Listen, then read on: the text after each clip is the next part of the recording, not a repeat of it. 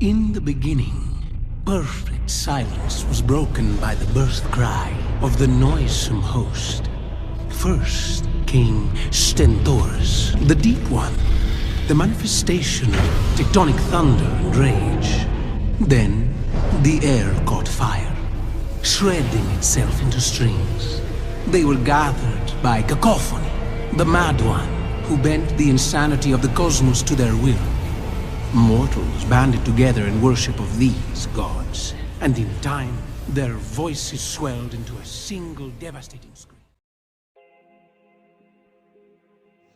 اعوذ باللہ من الشیطان الرجیم بسم اللہ الرحمن الرحیم۔ امام الانبیاء صلی اللہ علیہ وآلہ وسلم اس سرزمین میں آنے والے تمام انبیاء، صحابہ، صالحین اور مومنین کے سردار اور امام ہیں۔ تمام انسانوں کی کامیابی کا واحد ذریعہ نبی صلی اللہ علیہ وآلہ وسلم کی مبارک ذات اور آپ کی اطاعت ہے۔ اللہ نے حضور صلی اللہ علیہ وآلہ وسلم کی نبوت اور رسالت کو ثابت کرنے کے لیے ہر طرح کے دلائل اور نشانیاں واضح طور دکھا دی اور انسانیت کو اپنے سچے نبی کی تمام حجت تمام کر دیا۔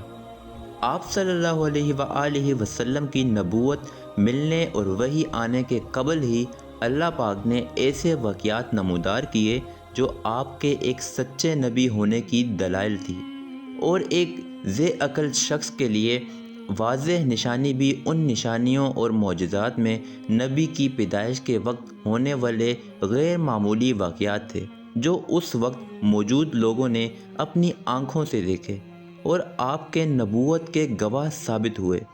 جس رات اللہ کے حبیب صلی اللہ علیہ وآلہ وسلم اس دنیا میں تشریف لائے، اس رات مکہ اور عرب کے لوگوں نے بہت سے عجائب اور مفوق الفطرت چیزیں دیکھی۔ یہ باتیں نہ صرف اسلامی تاریخ بلکہ فارس سے زرتشتوں کی تاریخ میں بھی لکھی ہیں جو عرب کے پڑوس میں آباد تھے۔ عام الفیل والے سال عرب میں ایک روشن سورج طلوع ہوا جس کی بشارت نبیوں نے سینکڑوں سال قبل دے دی تھی اور بہت سے لوگوں نے پیشن گوئی بھی کر دی تھی۔ عرب میں اس سال ایسے واقعات ہونے لگے جو اس بات کی نشانی تھی کہ ایک نبی مبعوث ہونے والے ہیں۔ اس سال زمین سرسبز ہو گئی، فصلوں میں اضافہ ہو گیا، درخت پھلوں سے بھر کر جھلنے لگے، گویا یہ خوشحالی کا سال تھا۔ قریش نے ایسا موسم کبھی نہیں دیکھا تھا۔ ایک روایت میں آیا کہ آپ صلی اللہ علیہ وآلہ وسلم نے فرمایا کہ میں اپنے باپ ابراہیم کی دعا اور عیسیٰ ابن مریم کی بشارت ہوں۔ میری ماں نے یہ خواب دیکھا کہ ان کے جسم سے ایک ایسا نور نکلا جس سے شام کے محل روشن ہو گئے۔ جس رات نبی صلی اللہ علیہ وآلہ وسلم کی پیدائش ہوئی وہ ایک غیر معمولی رات تھی، جس کے متعلق آپ کی والدہ حضرت آمنہ فرماتی ہیں کہ مجھ سے ایک نور نکلا، میں نے دیکھا کہ اس سے شام کے شہر بصرہ کے محلات روشن ہو گئے۔ حضرت آمنہ فرماتی ہیں کہ کچھ مرد ہوا میں اپنے ہاتھوں میں چاندی کے برتن لیے کھڑے ہیں۔ اس روایت کو امام حاکم نے نقل کیا ہے، جس کے متعلق امام سیودی نے لکھا، حضرت آمنہ نے شام کے محلات دیکھے، وہ حالات بیداری میں تھا۔ حضرت عثمان کی والدہ بیان کرتی ہیں، میں اس رات حضرت آمنہ کے پاس تھی جس رات نبی صلی اللہ علیہ وآلہ وسلم کی ولادت ہوئی۔ میں گھر میں ہر طرف روشن اور نور محسوس کرتی تھی اور ستارے قریب سے قریب تر ہو رہے تھے، یہاں تک کہ مجھے گمان ہوا کہ یہ میرے اوپر گر نہ پڑیں، اور میں نے خانہ کعبہ کو دیکھا کہ وہ نور سے منور ہو گیا تھا۔ علامہ ابن جوزی نے لکھا ہے، جب حضور صلی اللہ علیہ وآلہ وسلم کی ولادت ہوئی، فرشتوں نے آہستہ آواز میں اعلان کیا، حضرت جبرائیل بشارت لائے اور عرش خوشی سے جھوم اٹھا۔ حورین اپنے محلات سے نکل آئی اور عطر نچھاور کرنے لگی۔ رضوان کو حکم دیا کہ فردوس سے اعلیٰ آراستہ کرو، نیز حضرت آمنہ کے گھر میں عدن سے پرندے بھیج دو جو اپنی چونچوں کے ذریعے موتی بکھیریں۔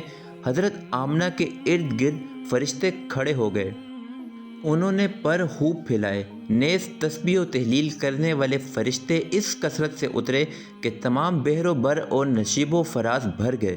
علماء نے لکھا ہے آپ صلی اللہ علیہ وآلہ وسلم جیسے ہی اس دنیا میں تشریف لائے، خانہ کعبہ میں بڑے کھڑے وہ بت جس کے قریش مکہ عبادت کیا کرتے تھے، یعنی لات، عزا اور حبل، تمام منہ کے بل گر پڑے، جبکہ کچھ محدثین نے لکھا ہے اس رات دنیا کے تمام بت اوندے منہ گر گئے۔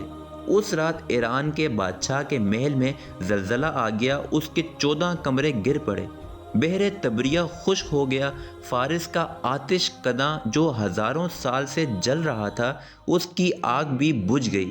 یہ وہ واقعات تھے جو ایک نبی کے آنے کی خبر دے رہے تھے۔ ہزاروں سالوں سے کی جانے والی پیشن گوئی اس رات مکمل ہوئی، اور رحمت العالمین کی پیدائش سے ہزاروں سال سے کی جانے والی پیشن گوئی اس رات مکمل ہوئی۔